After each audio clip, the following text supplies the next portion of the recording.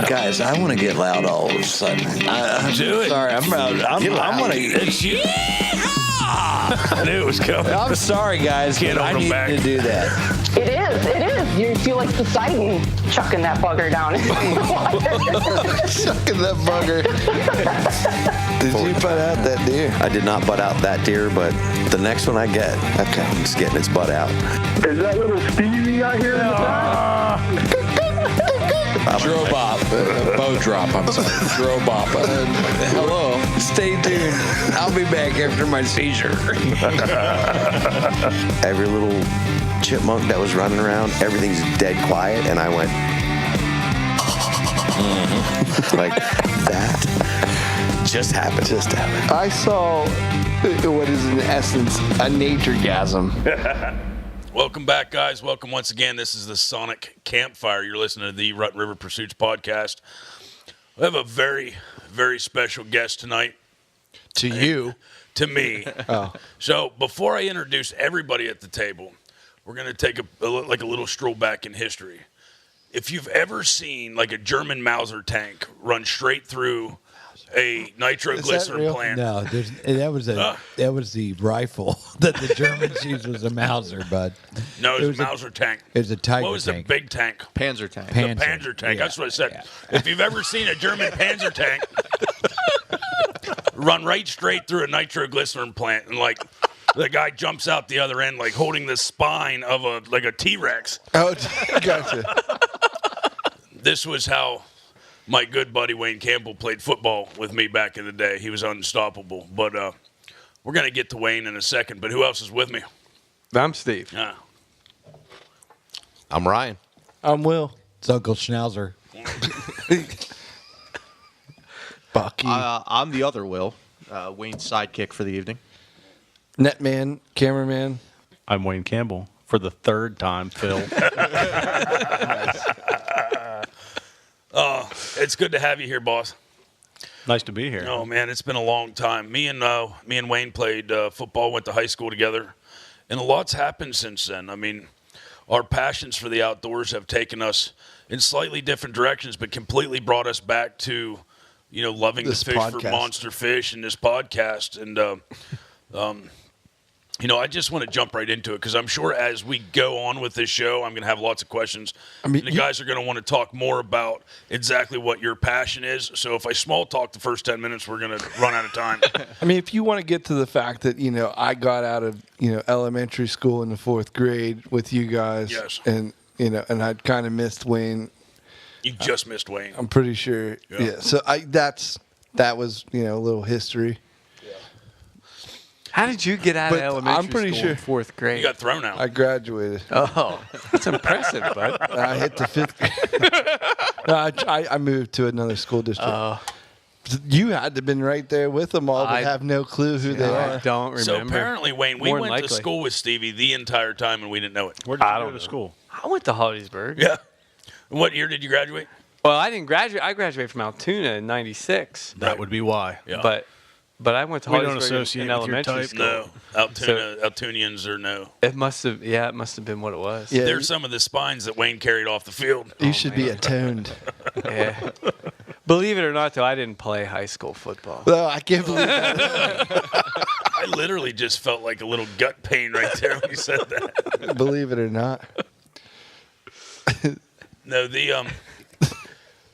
I could do an entire hour-long podcast and not touch the surface about high school football, but it's a true pleasure to have my high school football buddy back with us tonight. And but like I said, I want to doing big things in the outdoors. I want to jump right into it and ask Wayne about Feet first, bud. head first. Gotcha. 8 feet first. Yeah, feet first. That's what he said. Say it quietly. Like a German Mauser tank. They're the big ones. Yeah, Mausers. I watched the History Channel. I know what I'm talking about. That's what he said. He actually asked if anybody ever saw a German Mauser tank. So the answer is no. But if you could imagine The Mauser tank. the Mauser tank, The Mauser would be- tank's All right. bigger than like the Towser tank. Truth. It is. So, Swimbait Universe, boss. It's blowing up, man. And I want to go right into before we even talk about it. like out of high school, obviously we didn't get the chance to see each other very often afterwards. We, lives went different ways, even though our passions went the same way. I want to start off because I kind of told DK, that I would ask a question for him. So let's just start with Deke's question. Well, that's nice. It is nice. He asked me to ask you, how did your passion start by throwing giant swim baits for like 2 days without a strike, knowing that whenever it does, that's it? Like it's the one you're looking for is there. I'll be honest with you, 2 days would be nice sometimes. Yeah. Sometimes it feels like a month-long process. But the thing is, when you finally do hook one, and, Pennsylvania is not a huge bass state, so everything that you're catching above 5 pounds, most people would consider a good fish. Right. Don't get me wrong. We like catching 5-pound fish. I'd much rather catch 6, 7, 8. Right. Ideally, sometime in my lifetime, I'd like to break the state record.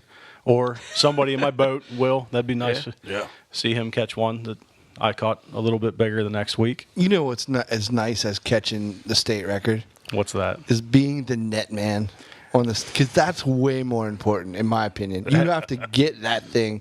Way more glory, way less pressure.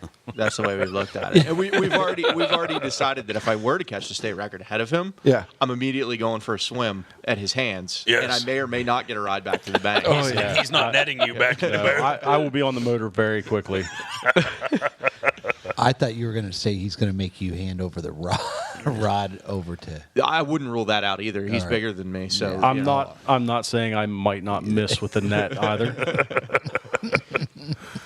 So Wayne, this swim bait. Let's explain swim baits real quick. Yeah, Back this up is to kinda- people that don't know what swim baits are. Sure. Yeah. Basically, you're trying to imitate the natural forage that exists in a lake by using the most realistic lures you can. Some of them, as you see sitting in front of you, are ungodly big. Some of them are a little more acceptable to people that don't think we're complete idiots for throwing Panfish stuff size. like yeah. Your average swim bait, 5 to 6, maybe 7 inches. Some of the stuff that's sitting here, it's the biggest one that's there is 12 inches long, and it weighs about 11 ounces. It's a life-size trout. Yeah. Pretty much, yeah. That's what it's to mimic. Yep. And if you were to see it from 4 feet away, walking up to it, it looks like a trout laying here on the table. Yep. Yeah. That's hopefully is the intent of fooling the biggest fish that swim around in your waters. Sure. So in DK's question then, how did the swim bait, big baits come into your head and go, this is what I'm passionate about. Like, this is what I'm going to pursue as far as because of how hard it is to fish that technique. I grew up fishing for trout back where we're from, Hollidaysburg, Altoona area. Moved down here and really didn't have the opportunity to fish the type of trout waters that I was accustomed to. Met a friend that kind of introduced me to just conventional bass fishing, tubes, spinnerbaits, that type of thing. I happened to be at a lake one day, and I saw something I had never seen before. It's probably still the single biggest bass I've ever seen in Pennsylvania, eating a trout. Really? And It's a nature-gasm right there. it was unreal. It was, and it didn't care about anything I put in front of it. It was so stuffed full, like you could actually see the stomach bulging out. So you saw this eat the trout? Oh yeah, It was a stock trout, I take it. yeah. They had just stalked that Yeah. day, and they were swimming in a circle. I think they actually still thought they were in a pen. No kidding. And these fish, there was more than one of them, but the one that was in particular, it was set up at an ambush point right off the end of a dam, and they would circle around. It would run out, grab one, and it'd go back and sit, and they would come around, and it would do it again. And it gorged itself so much that it couldn't move. It literally just sat there. I couldn't swim, yeah. I was hitting it with baits and trying to trigger a strike, and Nothing. It wasn't. It could care less. If it wasn't on a trout, it didn't want anything to do with it. And to this day, that's probably the kind of thing you think about when you see these. Like, is that the type of bass that you're hunting? Absolutely. Yeah. If it's not the biggest one in the lake, we're not really concerned with it. Right. And that's kind of like with these swim baits. Once again, Deke said, like you can throw these for a couple days without a strike, and it's got to wear on you to throw this thing over and over and over again. You'll feel it at the end of the day. that kind of ties into having the right equipment for it. Sure. If you have a properly weighted rod that loads up the bait and does the majority of the work for you, it's a lot less tiresome than if you're using completely wrong gear. Now, my friends here bought me a fishing rod from a guy a couple birthdays ago. A couple years back. They bought me a rod from you, and it's actually sitting right there. It's back here now, so I don't forget it. It tonight. was back somewhere. It's over here. Yeah. And that rod there is exactly what I need to throw things like this. It's not designed to throw the magnum baits. It'll throw like this smaller one. I gotcha. It'll throw stuff up to 3 ounces The very howitzers. comfortably. I mean the Mauser tanks. Yeah. Not the 88s. So when you're throwing these baits, you're throwing these swim baits over and over again. Here's the wild thing, though. Obviously, 2 things. I know it's a heartbreaker to maybe snag one of these and lose it. Correct. Yes. Second thing, and we can maybe get to one of them stories, but second thing is, ultimately, when something takes this bait, though, you're going to know it. Surprisingly, not always. Really? Some of the bigger baits that you see with the treble hooks on the bottom, they're typically like an upper water column, faster moving bait. Something like this smaller bait, you might be creeping it across the bottom. Gotcha. And big bass are lazy. They will swim up to it, take a look at it, inspect it. That's when your realism really comes into play. Sometimes they'll just open their mouths. They're filter feeders, basically. Right. They'll just vacuum suck it into their mouths and sit there because they are lazy. They do not want to use their energy. So you don't feel it till you start to reel. Yeah. Yeah. I mean, almost feel like you're snagged, maybe. Yeah, it can feel like just constant weight. It can feel like, if anybody's fished a Senko or anything like that, it's almost the identical bite. And then there's some that will hit it from the side and try to rip the rod out of your hands. Right. So getting back to that, let me ask you, have you ever lost one of these and has it broke your heart? Actually, this one right here is a discontinued Japanese bait. It's called a B.A.S.S 250. It's 10 inches long. Retail on them is about $180. Since they don't make them anymore, they used to go on eBay probably $450. Right. I actually cast that bait off a year and a half ago, and it spent a month at the bottom of a lake. I actually found a scuba diver to go retrieve it for me. Are you kidding? That particular bait. Wow. Stevie, you got to up your game. Yeah. Yeah, I mean, Man. I jumped off the boat. I marked it with an anchor. I jumped off the boat and tried to swim for it. The water was too deep. I couldn't get down and stay down long enough to actually take a look for it. Like a Holsinger's anchor, right? Yeah, but right. Yeah. So I've just lucked into him on a YouTube comment looking for divers in the area. And I said, hey, can you come on out? And he said, name the time. So he showed up one day with 2 tanks, and he brought a friend with him. I took him out, and 5 minutes later, I had my bait back. He made 2 circles around the boat. He hooked the tag line onto the anchor line and made 2 passes around the boat, just making larger circles, almost like you're looking for blood for a deer. Second time around, he came up and said, is this your bait?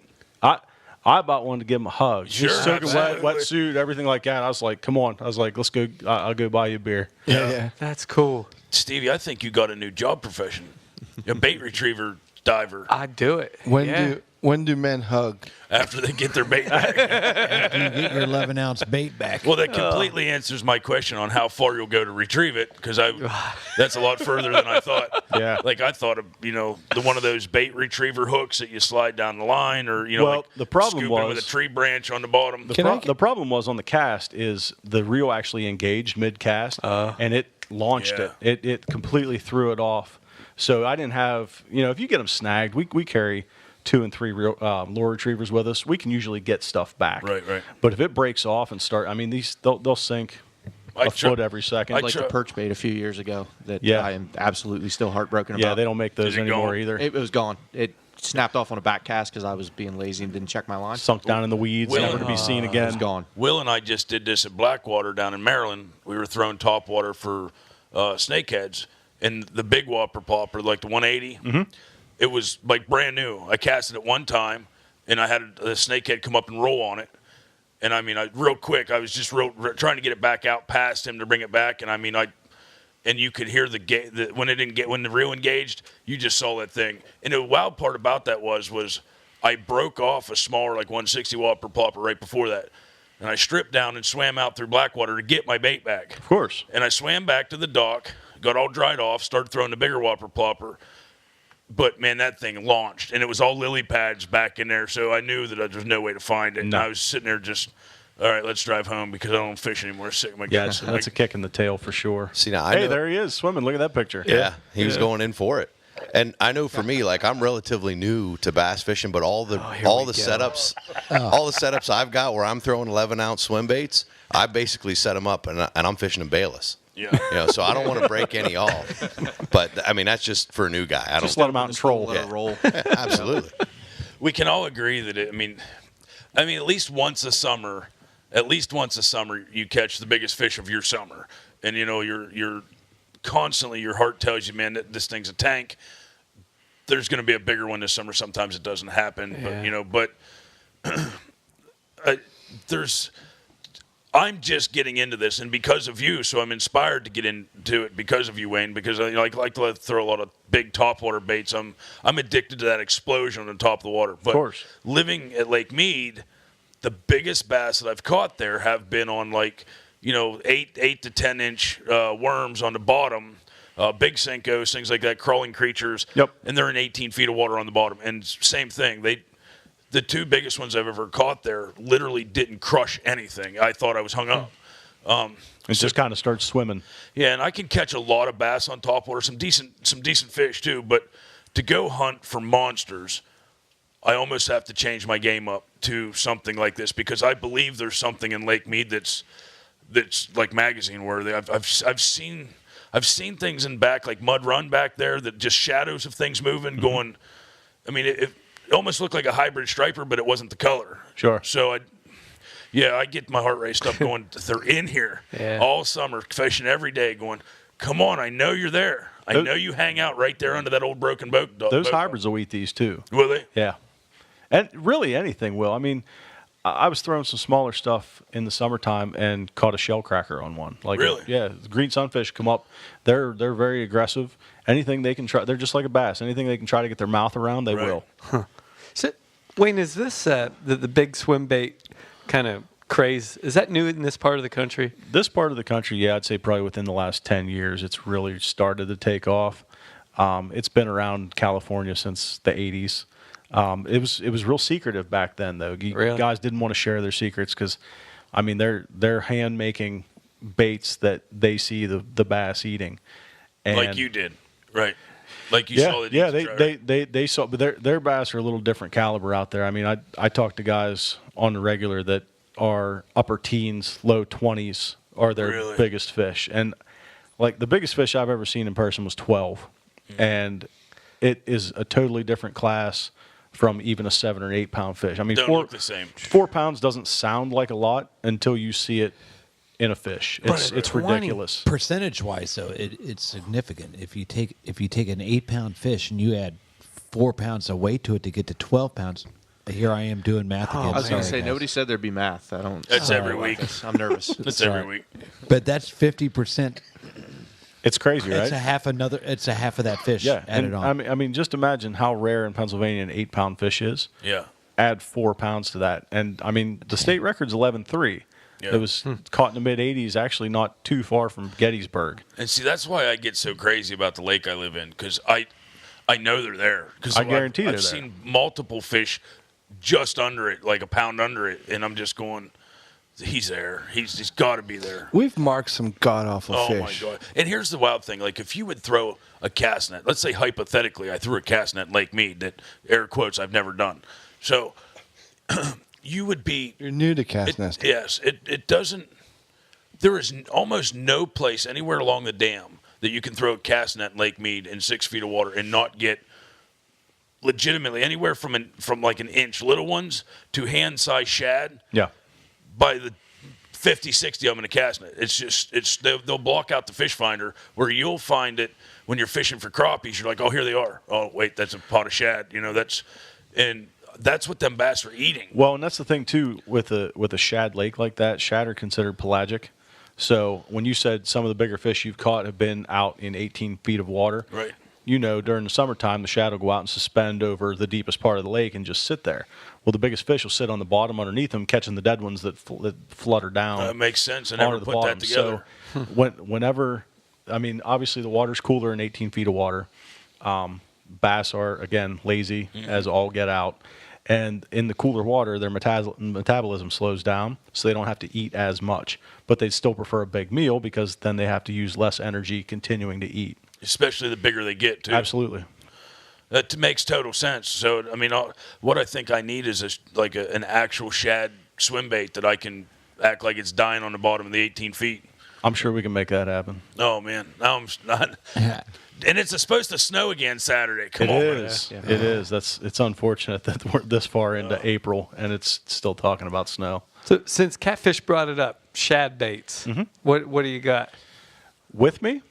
Just in general. If Catfish is going to run out and grab a gizzard shad bait, probably this burrito bait that I have here that we worked on with the maker to throw down in Mexico.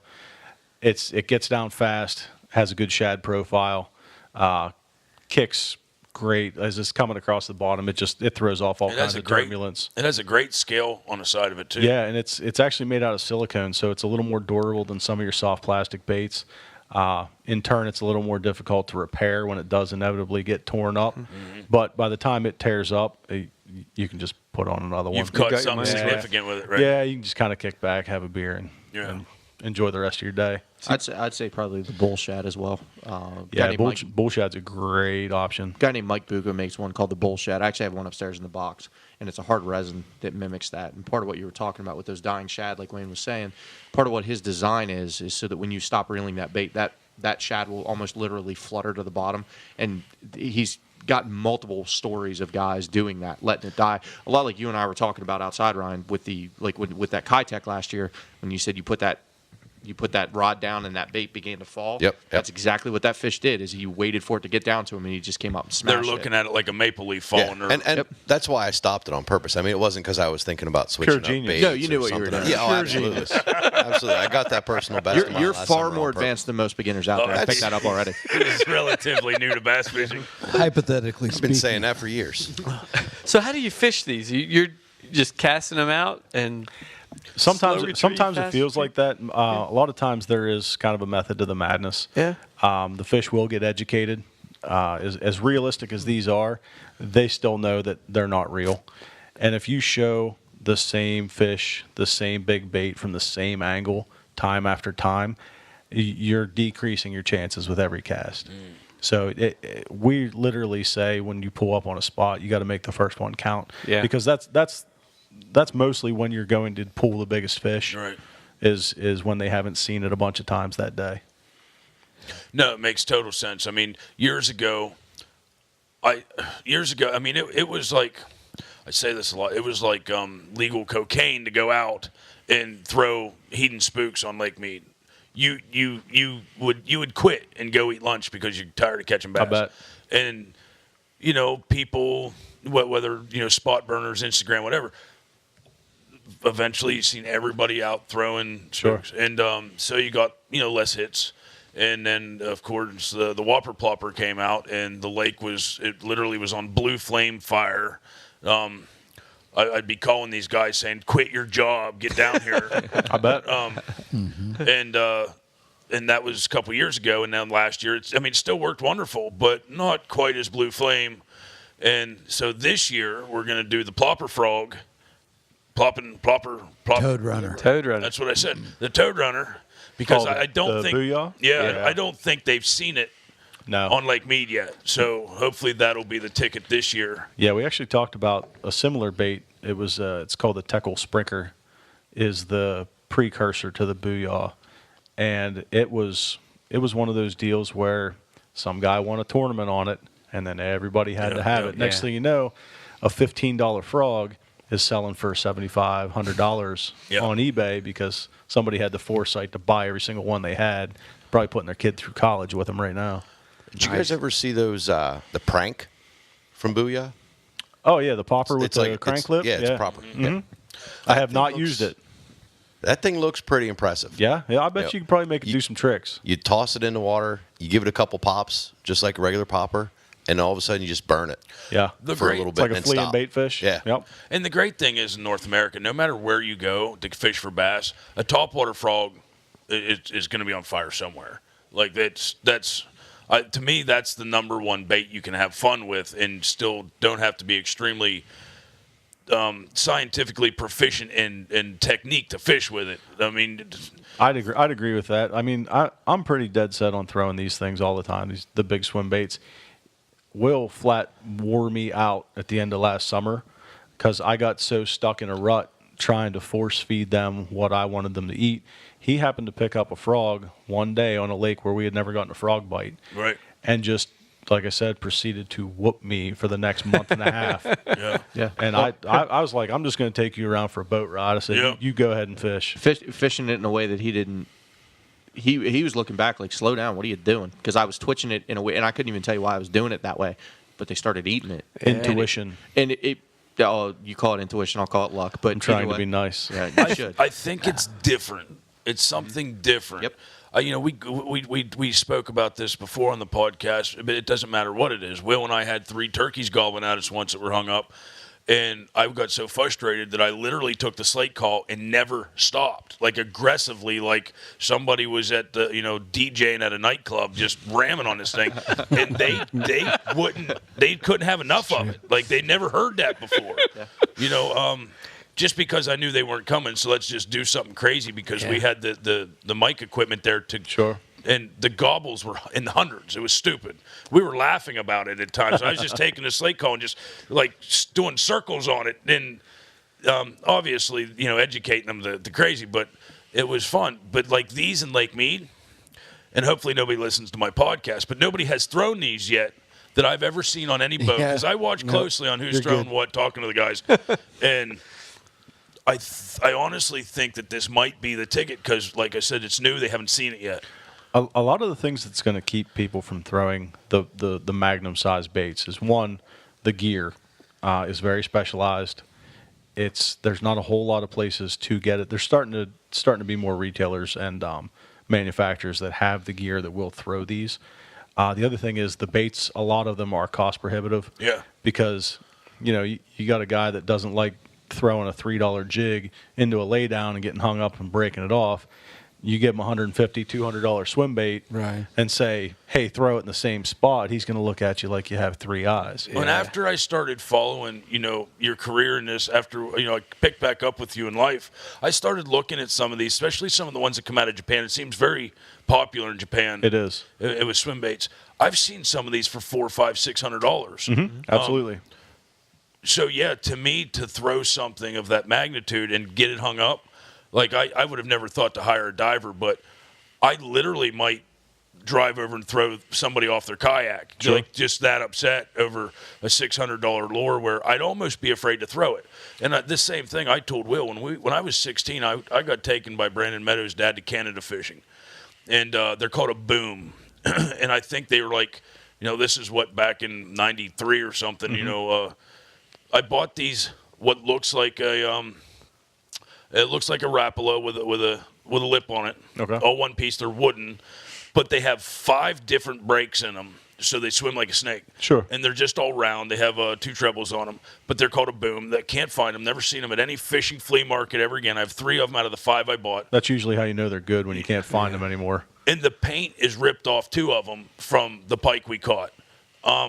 But I was fishing in deep water up there. I'm so afraid to throw them here because not only are they sentimental to me, but if I would lose one of those and break up the set of 3 and 5 because I lost 2 of them, I would get sick. I'm sure. They were $5 a piece back in, when I was 16. So if I had a big box full of these, I'd probably just throw one and be like, "They're my swim baits over there," because I'm too afraid to throw them. And I have to get out of that mentality if I want to catch these big fish. Sure.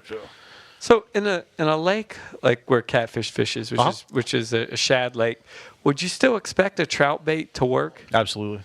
So they try to paint them as realistic as possible, and yes, I would say your chances are higher fishing a trout bait in a lake where they stock trout. I mean that seems pretty common sense, but I catch them. Will catches them on baits or in lakes that get no trout, that have no shad. Well, that's my on lake. both. Yeah, there's no trout in my lake. Yeah, that's. But even the lake that's down from my house that we fish when we have short time and stuff like that, they're the biggest bait fish in there are typically perch. Right. But we've caught them on trout baits. We've caught them on shad baits. Catch them on rats. Catch them on bats. Yeah. I mean, if it looks like a slow, easy meal to a big lazy largemouth, your chances go up that they're going to try to eat it. And I think a lot of this has to do with your love for the outdoors. There are some guys that have no problem sitting in a tree stand from daylight till dark because they just love to hunt deer. I take these same guys out fishing, and within 10 minutes they're bored because they haven't caught something. Sure. And then you have guys that, like you, that can get on a boat and fish for 3 days straight, whether they catch anything or not, and just love to be out. Absolutely. And so that's where I am. Once I'm on my kayak, whether I fall off the kayak in April with, Ryan and he laughs at me and I'm sitting freezing to death and won't tell him, I just like to be out. So this seems right up my alley because I don't mind throwing baits all day long and not catching anything. I proved that in Florida when I threw topwater for a week. And while Stevie's like, ha, catfish, I got 2 more. You can lead a catfish to water, but you can't make them not throw a swim. I was trying to think how you were going to go with can't make them drink there. Yeah. You can't make them not throw a plopper. Yeah. I'm excited to get my new rod that you're building me. Yep. So Wayne's going to take my new rod that the boys got me. I custom painted it. He's going to go put eyelets on it.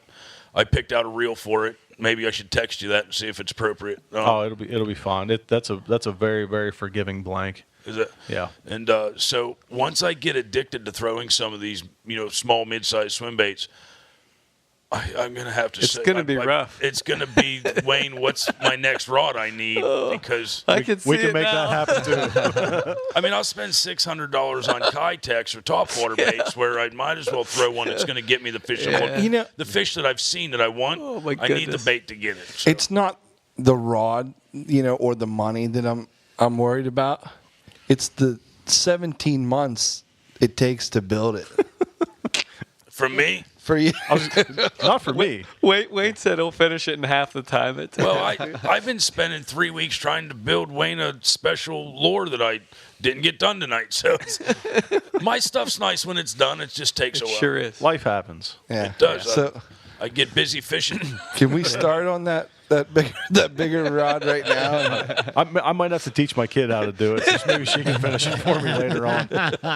I would like to. Can I take this swim bait? You think you'll have that rod done when we go to Canada in middle of June? Oh yeah, I'll probably have it done by the end of next week. Oh, I can't wait. I think to touch on what we talked about earlier, I think the one thing that came to mind when you were talking about that mentality of that one big fish, the guys who ran the group Swimbait Universe, before we got into it, Wayne came on and then brought me along. He had a really effective sales pitch. He said, this is going to take up a lot of your time. It's going to be a real pain to deal with, and it's not going to pay you any money. So how could I turn away from that? Will said the same thing to me 10 years ago. Yeah, so I was in. But the guy's name is Eric, and the one thing that he had as the tagline for the group was one fish. What was it? One fish, one bite, one moment in time. Yep. To change your life. And I think that is the easiest way to sum up what we do. Is just any cast could be the one that has that fish of a lifetime. And we've had encounters with fish that could be that fish that we did not get in the boat. And those are the things that I think about when I close my eyes at night. 4 to be exact. Yeah. I keep a count. The obsession. And I don't use that term lightly. It's all we talk about. I mean, we text constantly. His daughter refers to me as his boyfriend. Our wives ask us I work with his wife, and she'll ask me, hey, what's Wayne doing tonight? Yeah. Because she knows we've been in touch all day long. And it's always about fishing. It's always just about what can we do to up our odds and what's the next move here. Here's the smallest testimonial. The only thing I know about swim baits personally, I don't read, I don't watch television. The only thing I know is from what you teach me, my dad teaches me, I learned from these guys, or I learned myself. Mm-hmm. And literally the only swim bait I ever threw, I was with Will up at Foulmouth. I threw a Savage Gear swim bait, which is 5 inches long, little lightweight, something. Yeah. It's actually the little brother of that one. Yeah. And it was the only largemouth, big largemouth that I've ever caught in the Susquehanna, like in the river. I mean, I've caught thousands of smallmouth, But we saw a muskie that day. We saw a muskie come up and was chasing one of the whatever we were throwing. I don't remember what it was, but I went to the swim bait throwing for him. And when I was bringing it up and I saw this flash of this fish and it grabbed it, went back down, I was so excited I got the muskie.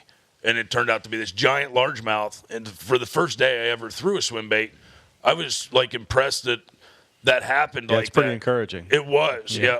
And that's like we were standing out on the moon rocks. We call them, Mars and moon rocks up in Falmouth, climbing out on the rocks. It's, I think 12, 14 feet deep in that channel right there. And that bass come up out of them rocks like a rocket after that thing. And, and to the same thing, like I'm very much a creature of habit.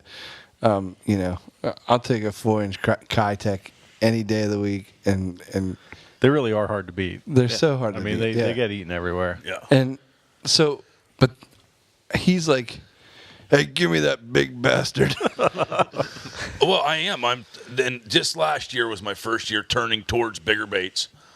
And I think as that progresses, as I see it working for me, getting some of these bigger fish, then, even like everybody's buying the whopper plopper, and I'm throwing the biggest one they have in Lake Mead. I just put smaller hooks on it. Yeah. And people are like, dude, what are you fishing for? And Ryan come out that night, and he heard me from what was 60 feet away, 60 yards away. And when that thing hit, I told Ryan, I went, this is him. Yep, oh yeah, this is him. Mm-hmm. Yep, and I knew coming in, I went, this is one of the best largemouth I've ever caught in Lake Mead. And I mean, it was a tank, but it ate we had thrown topwater right across that ridge all night, nothing. Threw the biggest whopper plopper on, which is like a striper whopper plopper. Yeah, they're big. And I put smaller hooks on it, and he crushed it. Like I want that. It's something different. It makes it different. All them different size whopper ploppers make a different plop sound too, like that deeper plop, plop, plop, plop. That's what he wanted. So I can see, like when you go fishing, throwing the same bait in 2 different colors. Could that make a difference? Oh, absolutely. Really? Yeah, and especially with like this big one here is considered a glide bait, so it basically swims back and forth, almost think like a slalom skier. And you get a lot of follows because it piques their interest, and they want to check it out. They want to get a better look at it. Now, from that, you can kind of gauge how receptive they are and whether they're going to eat or not. Like you have to pay attention. If they're right on the tail, you got the right bait tied on. If they're back from it and down some, they're intrigued, but your retrieve might be a little bit off. Your color might be a little bit off. Your bait size might be a little bit off. So little details like that can make a difference. But and you've studied this. You've legitimately put cameras on this to watch muskies follow them. Oh, absolutely. Yeah. And I've seen some of that footage. It was impressive. The best one that I can give an example of is we were throwing 8-inch Huddlestons for them, and you throw it out, let it sink to the bottom, let it settle, start to retrieve. Yeah. I mean, there's some days where you think there's nothing in the water where you're fishing. You go home and watch the tape, and we actually had a picture of one. It watched the bait nose the whole way down to the bottom, and it actually opened its mouth up and pushed water on it to see the bait's reaction to what it would do. Yeah. It blew water at the bait, and when the bait didn't move or give any reaction, all you see is the fish swimming away on the film. It knew. It knew right away. They're smart. And that was a muskie. It was a muskie. Yeah. Wow. So we didn't even get into that. So you love fishing for muskies too. When I can pull myself away from fishing for largemouth, yes. Right. Yeah, because in a lot of the creeks around here, we have a Conewago Creek that has muskies in it. And people drive over it every day and wouldn't even think there's sunfish in it. And there's some monster muskies. There's some nice muskies in there. But these work really well targeting muskies as well. Yeah, because they're the same way. I mean, the less energy they have to spend for the biggest meal they can get is what they'll do. Sure. And I'm not saying that a muskie won't be caught. I've seen guys just messing around in the river with a 2.5-inch crankbait and a 45-inch muskie. Yeah. Pick it up. It was hungry. I want to eat that. Yeah. I mean, it's sometimes you luck into presenting one right in front of its face, and it just happens to open up and try to eat it. That was the first day we went after them with swim baits. It was down at the river, and we were getting set up, and this guy threw this crankbait out and hooked into it, and I had no idea what he was doing. I mean, he had no idea what he was in for. We actually ended up, we kept that. I take a little bit of credit for that we helped keep that fish alive because it was the middle of July. Yeah, he was dragging it up on the bank and stuff. We were yelling at him. We're like, man, Yeah. thing's like 30 years old. You can't be doing that. And of course, those fish in that weather, the lactic acid builds up and it'll kill them pretty quickly. So we ran over and actually took some pictures for the guy. He was a heck of a nice guy. He just was a little bit in over his head, I think. He was unprepared. Proper release is key. I've never known what it was like to be unprepared when handling a muskie. We'll get you there. Don't worry. Appreciate that. Now, here's a big thing, too. Like, they troll, like, small boats with, like, 9.9s down at Lake Mallerberg. It's fairly deep. They troll for muskies. They do. Are these baits something you could troll with? Potentially, or do they make a swim bait for that? They do. You'd almost, to get it down, when it's trolling time out there, you're talking late summer, fall. Right. The fish tend to be a little bit more deep. Most of these are actually designed to go mid to upper water column. Right. I mean, if they're fishing 35 foot, I'm not saying you couldn't put it on a downrigger or something to that effect, or a lead core line, let it out far enough to get it down. Yeah. But like your typical muskie baits that are specifically designed, guys up in Minnesota, Wisconsin, where muskie fishing is like the thing to do. Yeah. They're purpose built for that type of fishing. So sometimes, I'd love to catch them on some of this stuff, but I can hammer a nail in with a wrench too. But sometimes it's better to use a hammer. That's a good analogy. They have just to do something totally crazy. Like, we're going up to Soda's Point, not long from now. I would love to throw one of them on a downrigger at Soda's Point, 80 feet down, just to see what happens. Sure. Just to experiment with it. It might be a little scary. You never know. We'll have to tell you that every time we go fishing, whether it be peacock bass or lake trout or whatever, I get the little nudge on the shoulder. Bud, did you see my fish I caught? Last year was Will's epic year for monster fish. I don't know how it happens. It does. Sometimes you shouldn't question it. You just go with it. I caught a king salmon last year. Is it king salmon? Yeah. Yeah, he was this big. He was my first king salmon. It was a 4-fingerling. But it counts. More like a court jester. Court jester. Exactly. King salmon. He was the Joker. Yeah. Oh my. So Will just briefly mentioned Swimbait Universe, which is a pretty popular social media outlet on Facebook, right? Yeah. And Instagram, and we can get to that a little bit. Sure. Where people can find you, but talk a little bit more into that. Dive into Swimbait Universe. It's basically a gathering of people that are interested in throwing these big baits for the biggest fish that swim in their water. The point of the group is to teach, let guys show off their catches. We do have a buy-sell trade component to it that takes up a good portion of it. So any given time, you'll see baits on there that range from $20 all the way up to some that are $500-$600 for sale. Yeah. Ideally, we like guys to get out and fish. That's what our passion is. We like to catch fish, but we also like to see guys out catching fish.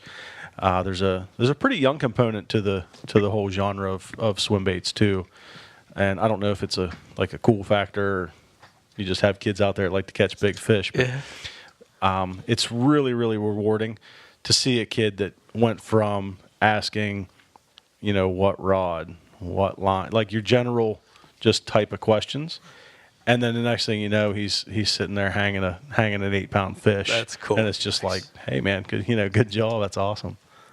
I don't know what kind of answer I'm going to get with this, and I'm going to have to ask this because Ask it anyways, I asked bud. this question to most guests. He's a one-trick pony. What's your guys' bucket list fish? I mean, you guys are already out there trying to catch a giant fish, so this intrigues me what this answer is going to be. I can answer this for Wayne. There are some people in life that whitetail hunt that they have a 182, they have a 186, they want a 194. I'm not saying Wayne don't want to go white marlin fishing or peacock fishing, but I'm pretty sure Wayne wants to set 50 state records on bass. But I didn't want to answer for you, but I did. Bucket list is definitely 10 pounds in Pennsylvania. Yeah, it's a pretty standard benchmark. And you said earlier your goal is a state record too. So is that like your bucket? Is that bucket list fish? Ideally, yeah. I think once we get you to Lake Mead, you're going to move there. It's going to be great. I don't doubt and that. as soon as you catch the bass, you want to get the. Then I'll just spend the rest of my time going to Mexico and fishing Bacharach. Okay. And that's where some of these huge monsters are coming from. You go on this trip often. Well, last year was the first year. I had been thinking about it and talking about it, and guys trying to get me in there for years. And finally, I convinced my wife that I wasn't going to get dragged into the Mexican wilderness by the cartel. And she kind of how'd she take that? She quote unquote let me go. I don't like to admit that I have to follow the rules at home, but anybody that's been married for more than a week knows that. Keyword been married there. But yeah, we went down there with a group of 20 of us, and it's just an unreal time. We're actually going back down in November again already this year.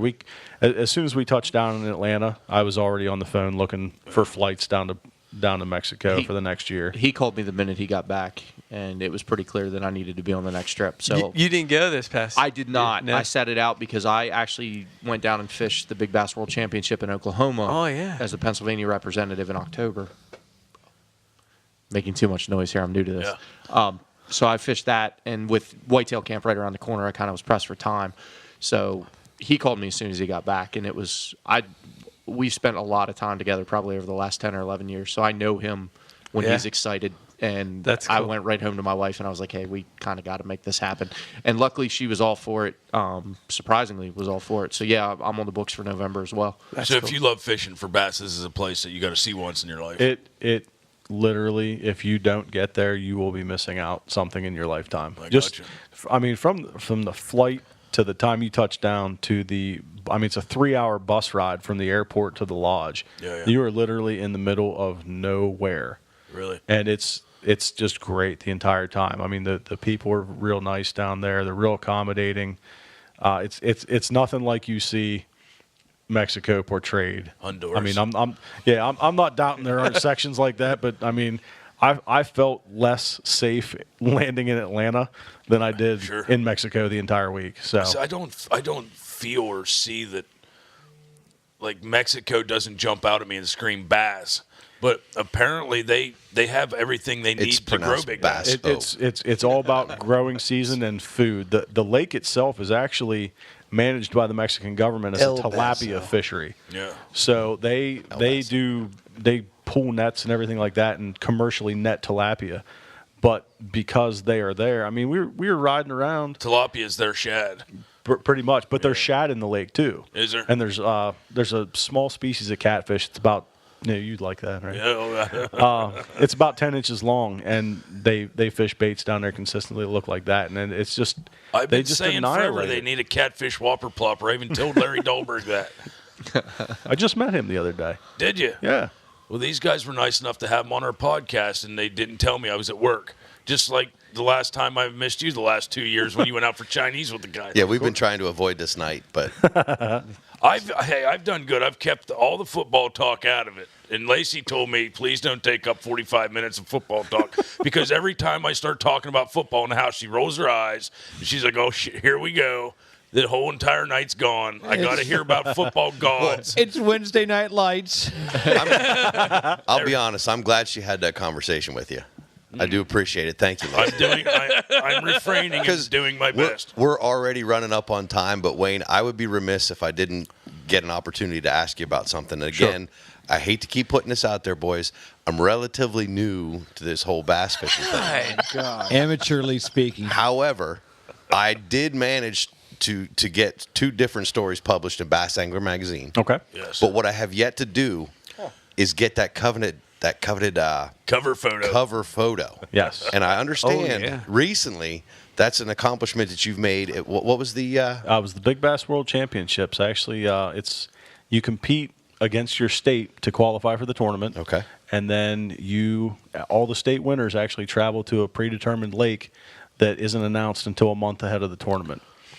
You basically are on a level playing field when you get there. Nobody can study it ahead of time or find spots. Yeah, and it's all off limits. When they announce it, if you get caught on the lake, you get disqualified automatically.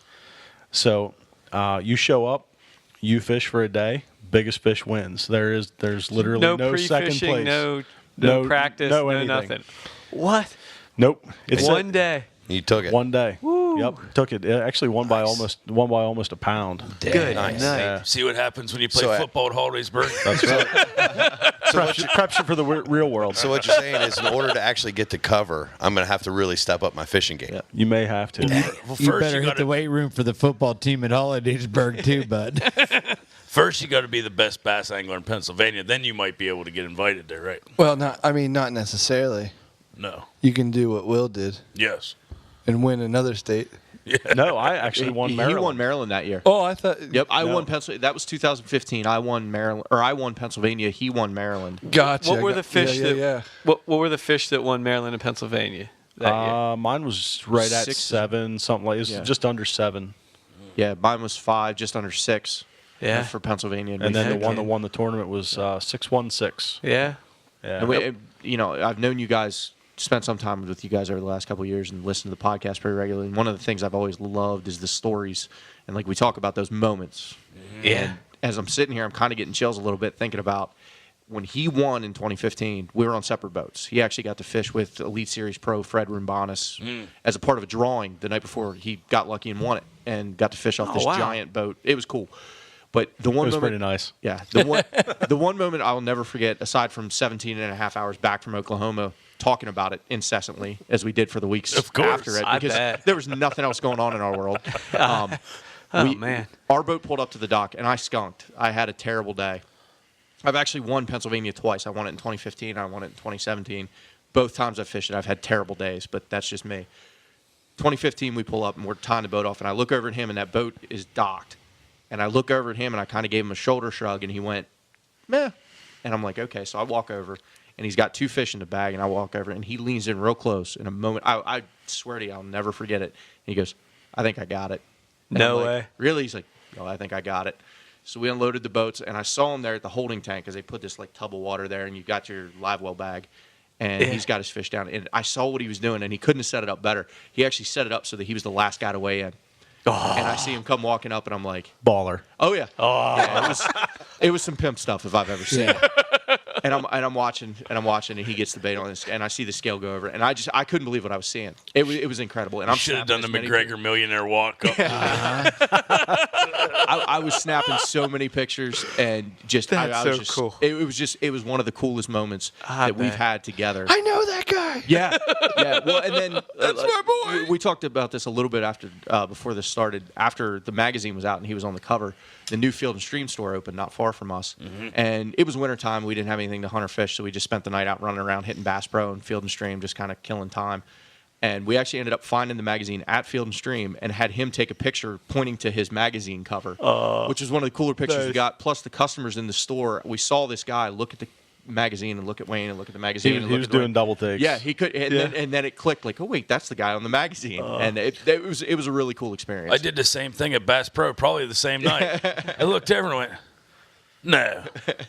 Come on. I walked over and looked at it and said, all right, I'm taking my picture with this. And I tried to make my beard all look good and all fluffy. I was like, look, this looks like me on the cover, but it's actually Wayne Campbell. It's on the Yeah, I was. It was a super cool moment in my life, as an angler and your friend, to look over and see you on the cover of a magazine at Bass Pro. It's a totally proud moment, man. I was like, that's killer. And none of us expected it. No. You just look over and there's Wayne looking back at me. What? I didn't expect it either. And we literally got into that tournament on a whim. He stumbled onto it online and was like, hey, we ought to try this. I'm like, yeah, why not? And then the next thing we know, we both had qualified, and it was just crazy. That's nice. From trout fishing Canoe Creek in Hollidaysburg, Pennsylvania, to I winning the spent Big way Bass too many hours World at Canoe Creek Championship. fishing. Drowning countless night crawlers. That's a cool story. No such thing as coincidence, boys. That's a cool story. So, and something that I think we're overlooking is Wayne's beard. It is special. You can't bring it up now. I mean, we're at the end of the podcast. That's a whole separate podcast. It is. It's a whole podcast. I won't be able to come down for the beard podcast. I just can't quite. Pull it off. That's why I throw it in at the end here. But I mean, we have this rule. The Rutten River guys live by a handful of rules, and one of those rules is we yield to the dude with the biggest beard. Amen. Yep. It's Wayne today? And it's Wayne tonight for sure. Yeah, Beard it's been rule 43. Wayne for a while. It's actually got trimmed up in the last week. I had to do interviews at work. Bless your Did you? heart. I had to look somewhat presentable. Yeah. So it's only down to his nipple line. Such a diva. I wish we would have had more time to talk about it. But Hair and makeup. There's just not necessarily hair and makeup. About Swimbait Definitely Universe. not hair. There's so much to that Facebook group and Instagram group that people literally, if they want to know anything about this style of fishing, anything, hit them up, because there in any question you ask. And one thing, I follow a lot of fishing groups on Facebook, probably too many. Understatement. And there's one, if people ask a question, they get an answer. There's hundreds of comments. Yeah, it doesn't get overlooked. Yeah, detailed information. You got guys, chain yankers and stuff like that, which keep it fun and interesting. I would say that's present on any Facebook group. With the anonymity of the internet, you're going to have that. But it's fun, it's fun reading it too. But there's so much good information there and so much helpful stuff. So hit those guys up. Look them up. It's exploding. Like like Wayne said, this might have been big in the 80s out west. Like a whopper plopper. Yeah, it's exploding here on the East Coast. And if you want to know anything more about swim baits, that's where you need to go. Rods, reels. We're at 22,000 members on Facebook. Yeah. Just hit 10,000 this week on Instagram. That's awesome. We've got a tournament going for the month that Wayne put together. I've got a giveaway coming from the Instagram page, which is kind of my little corner of the world. And yeah, we have, I like to think we have some of the most predominant names in swim bait fishing involved with our group. I believe it. Yeah. It's a niche market like anything else, but the guys who know are with us, and they're there. And we try to make it inclusive for everybody. So talk about the tournament that you have going on this month. Wayne, go ahead. That was your baby. We got approached by a rod company that said, "Hey, we want to donate a custom swim bait stick." Cool. I mean, it's a $350 rod. I mean, it's not cheap. Yeah. So they ponied up and said, "Hey, I'll give you this. Run it how you want." So we put it together, and just because scales can vary and you can tail pull and do little tricks of the trade, and it's little unscrupulous things. Sure. We're doing a length tournament. Okay. So you have to have one of two recognized boards that are true to length, hog trough or a working class 0 measuring board.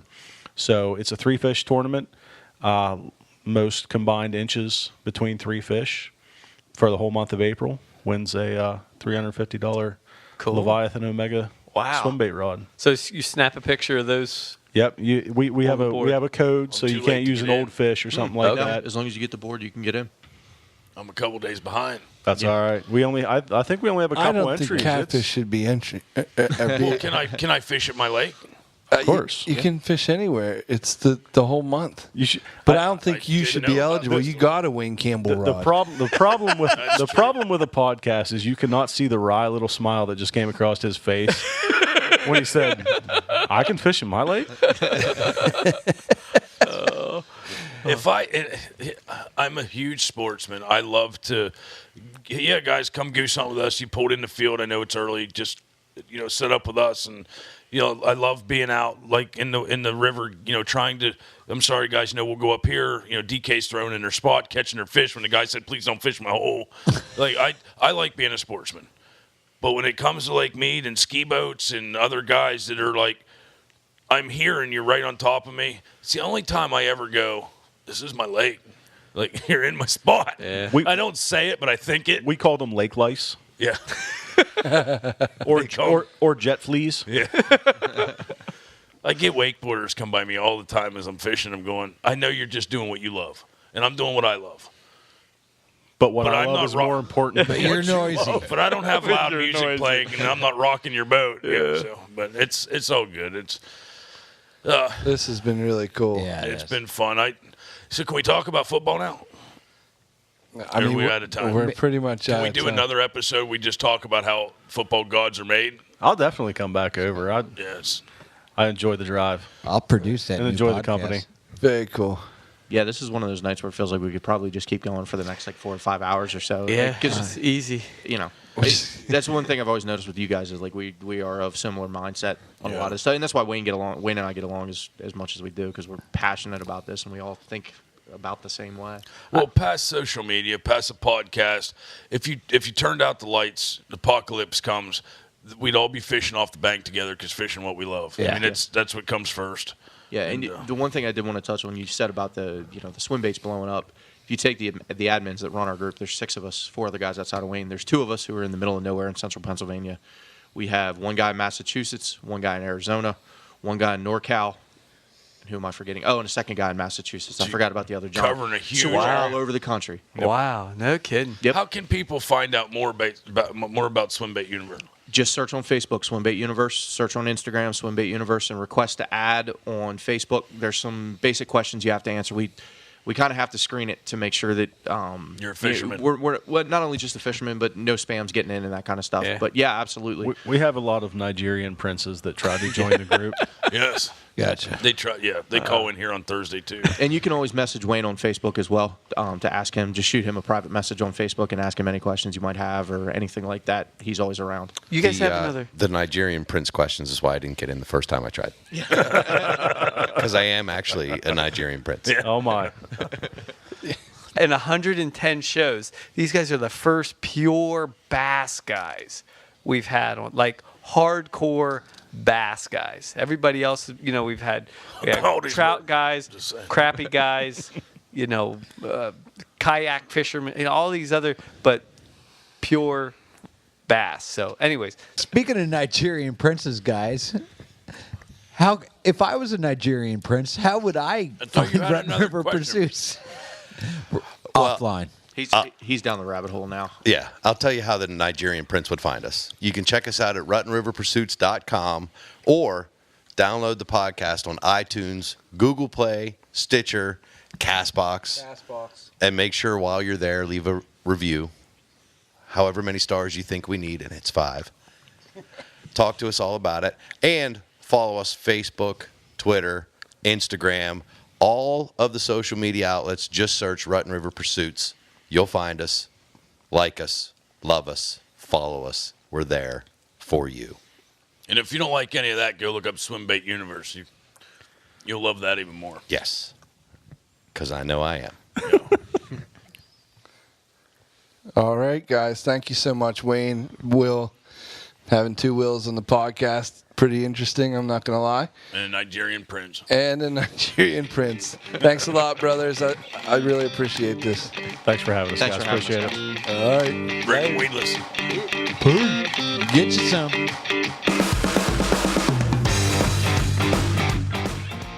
If you've ever seen like a German Mauser tank run straight through a nitroglycerin plant. No, that was the rifle that the Germans used was a Mauser, but no, it was a Mauser tank. It was a Tiger. What was tank. the big tank? Panzer tank. The Panzer tank. That's what I said. If you've ever seen a German Panzer tank, We still got a current to do, too. not tonight. How are we not going to do it tonight? We can do it tonight. Real quick before we start, what magazine? I forget what magazine was that. B.A.S.S magazine. B.A.S.S magazine. Oh, yeah. In case I bring it up.